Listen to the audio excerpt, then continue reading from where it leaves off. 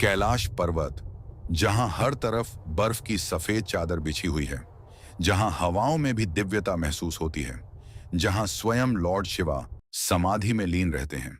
माथे पर अर्धचंद्र, जटाओं से बहती मां गंगा, हाथ में त्रिशूल और गले में लिपटा एक विशाल तेजस्वी नाग। लेकिन क्या आपने कभी सोचा है, महादेव के गले में विराजमान यह नाग आखिर कौन है? क्यों पूरी सृष्टि के स्वामी ने लाखों नागों में से सिर्फ एक को चुना?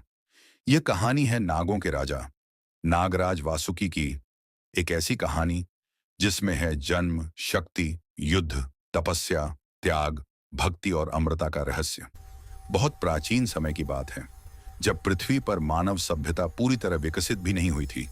तब पाताल लोक में एक अद्भुत साम्राज्य हुआ करता था, नागलोक।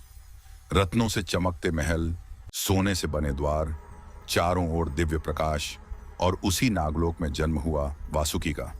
उनके पिता थे महान ऋषि कश्यप और माता थी नाग माता कद्रु।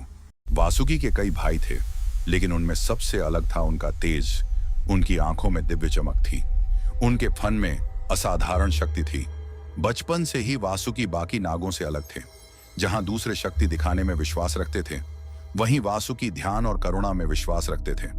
लेकिन एक दिन नागलोक पर भयानक राक्षसों ने हमला कर दिया। चारों तरफ चीख पुकार मच गई, महल कांपने लगे, नाग भयभीत हो गए। तभी युवा वासुकी आगे बढ़े। उन्होंने कहा, जब तक वासुकी जीवित है, नागलोक की ओर कोई आंख उठाकर भी नहीं देख सकता। इसके बाद ऐसा भयंकर युद्ध हुआ कि पूरा पाताल लोक कांप उठा। वासुकी की आंखों से अग्नि जैसी चमक निकल रही थी, उनके विशाल फन से दिव्य ऊर्जा निकल रही थी। कुछ ही समय में सभी राक्षस हार गए, नागलोक सुरक्षित बच गया। लेकिन उस जीत के बाद भी वासुकी के मन में शांति नहीं थी। एक दिन नागलोक में एक वृद्ध आशी आए। उन्होंने वासुकी से कहा, सच्ची शक्ति युद्ध जीतने में नहीं, अपने अहंकार को जीतने में है। अगर ब्रह्मांड की सबसे बड़ी शक्ति को पाना चाहते हो, तो महादेव की शरण में जाओ। यह सुनकर वासुकी का जीवन बदल गया। उन्होंने नागलोक छोड़ दिया और हिमालय की कठिन गुफाओं में पहुंच गए। चारों तरफ बर्फ, तेज तूफान, भूख, प्यास, अकेलापन। लेकिन वासुकी अडिग रहे। उनके मुख से बस एक ही मंत्र निकलता रहा, एयूएम नमः शिवाय, एयूएम नमः शिवाय। 1 साल बीता, 10 साल बीते, 100 साल बीत गए, फिर हजारों साल गुजर गए। वासुकी की तपस्या इतनी प्रचंड हो गई कि तीनों लोक कांप उठे। अचानक पूरा आकाश दिव्य प्रकाश से भर गया। डमरू की ध्वनि गूंज उठी और फिर प्रकट हुए स्वयं लॉर्ड शिवा। महादेव बोले, वत्स वासुकी, तुम्हारी भक्ति ने मुझे प्रसन्न कर दिया।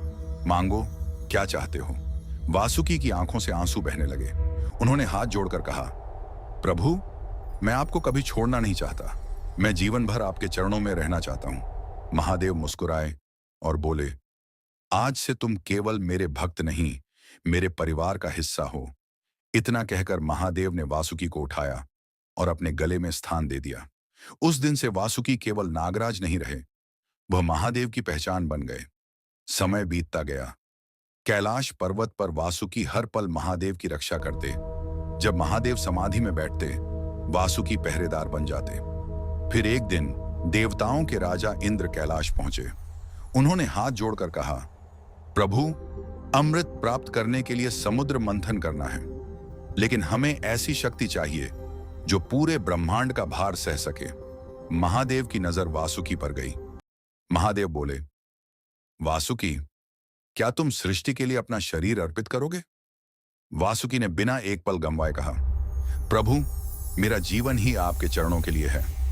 और फिर शुरू हुआ समुद्र मंथन। एक ओर देवता, दूसरी ओर असुर, बीच में मंदराचल पर्वत और रस्सी बने स्वयं वासुकी। दोनों ओर से खींचा जा रहा था। वासुकी का शरीर छिल रहा था, सांसें भारी हो रही थीं, दर्द असहनीय था, लेकिन उनके मन में बस एक ही नाम था, महादेव। तभी समुद्र से निकला भयंकर विष, हलाहल, इतना खतरनाक कि पूरी सृष्टि पल भर में नष्ट हो सकती थी। देवता घबरा गए, असुर डर गए। तभी महादेव आगे आए। उन्होंने विष को अपने हाथों में लिया और बिना सोचे उसे पी लिया। विष उनके कंठ में रुक गया और तभी से महादेव कहलाए नीलकंठ। वासुकी यह दृश्य देखकर भावुक हो उठे। लेकिन उनकी कहानी यहीं समाप्त नहीं हुई। समुद्र मंथन समाप्त हो चुका था। देवताओं को अमृत मिल चुका था। चारों तरफ विजय का उत्सव मनाया जा रहा था। देवता प्रसन्न थे। स्वर्ग लोक में खुशियां मनाई जा रही थीं। लेकिन उस महान कार्य के पीछे एक योद्धा ऐसा भी था जिसके दर्द को किसी ने नहीं देखा। वह थे नागराज वासुकी। देवताओं और असुरों द्वारा बार बार खींचे जाने से वासुकी का पूरा शरीर बुरी तरह घायल हो चुका था। उनके चमकदार शल्क कई जगह से टूट चुके थे। उनके शरीर से दिव्य रक्त बह रहा था। उनकी सांसें भारी हो चुकी थीं। लेकिन फिर भी उनके चेहरे पर दर्द नहीं, बल्कि संतोष दिखाई दे रहा था, क्योंकि उन्होंने अपना जीवन अपने प्रभु और पूरी सृष्टि के लिए समर्पित कर दिया था। यह देखकर स्वयं लॉर्ड शिवा की आंखों में करुणा भर आई। महादेव धीरे धीरे वासुकी के पास आए। उन्होंने प्रेम से वासुकी के फन पर अपना हाथ रखा और बोले, वत्स वासुकी, आज तुमने केवल देवताओं की नहीं, पूरी सृष्टि की रक्षा की है। तुम्हारा यह त्याग युगों युगों तक याद रखा जाएगा। इतना कहते ही महादेव के हाथों से दिव्य प्रकाश निकलने लगा। नीली और सुनहरी ऊर्जा धीरे धीरे वासुकी के पूरे शरीर में फैलने लगी।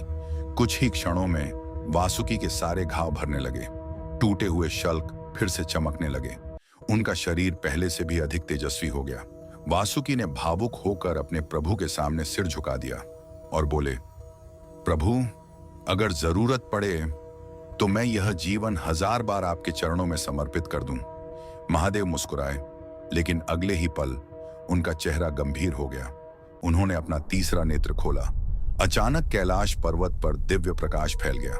वासुकी के सामने हवा में एक रहस्यमयी दृश्य प्रकट होने लगा। वासुकी ने देखा, एक विशाल यज्ञ कुंड, आकाश छूती अग्नि की लपटें, चारों तरफ अर्शियों का मंत्रोच्चार और हजारों नाग अपनी इच्छा के विरुद्ध हवा में खींचते हुए उस अग्नि में समाते जा रहे थे। यह दृश्य देखकर वासुकी कांप उठे। उन्होंने घबराकर पूछा, प्रभु, यह क्या है? महादेव बोले, वत्स, भविष्य में तुम्हारे नागवंश पर बहुत बड़ा संकट आने वाला है। एक ऐसा समय आएगा जब पूरा नागवंश विनाश के कगार पर होगा, और उस समय उसे बचाने की जिम्मेदारी केवल तुम्हारे कंधों पर होगी। यह सुनकर वासुकी की आंखों में चिंता साफ दिखाई देने लगी, लेकिन उन्होंने बिना डरे कहा, प्रभु, जब तक आपके आशीर्वाद का हाथ मेरे साथ है, मैं अपने नागवंश पर कभी आंच नहीं आने दूंगा। महादेव मुस्कुराए, क्योंकि उन्हें पता था बहुत जल्द वासुकी के जीवन की सबसे बड़ी परीक्षा शुरू होने वाली है, और वही परीक्षा आगे चलकर महाभारत के इतिहास का हिस्सा बनेगी। सालों बाद उनका नाम फिर गूंजा। इस बार महाभारत में राजा जनमेजय ने सर्प यज्ञ शुरू कर दिया था। हजारों नाग अग्नि में समा रहे थे। पूरा नागवंश विनाश के कगार पर था। तब वासुकी ने अपनी बहन जरातकरु का विवाह महर्षि जरातकरु से करवाया। समय बीता और जन्म हुआ महान अर्षि अस्टिका का। यही आस्तिक आगे चलकर सर्प यज्ञ को रोकेंगे और पूरे नागवंश को विनाश से बचाएंगे। वासुकी केवल एक नाग नहीं थे, वह योद्धा थे, भक्त थे, त्याग की मिसाल थे और पूरे नागवंश के रक्षक थे। इसीलिए आज भी जब हम महादेव को देखते हैं तो उनके गले में विराजमान वासुकी हमें याद दिलाते हैं, सच्ची शक्ति समर्पण में है। अगर आप भी महादेव के भक्त हैं तो कमेंट में जरूर लिखें, हर हर महादेव।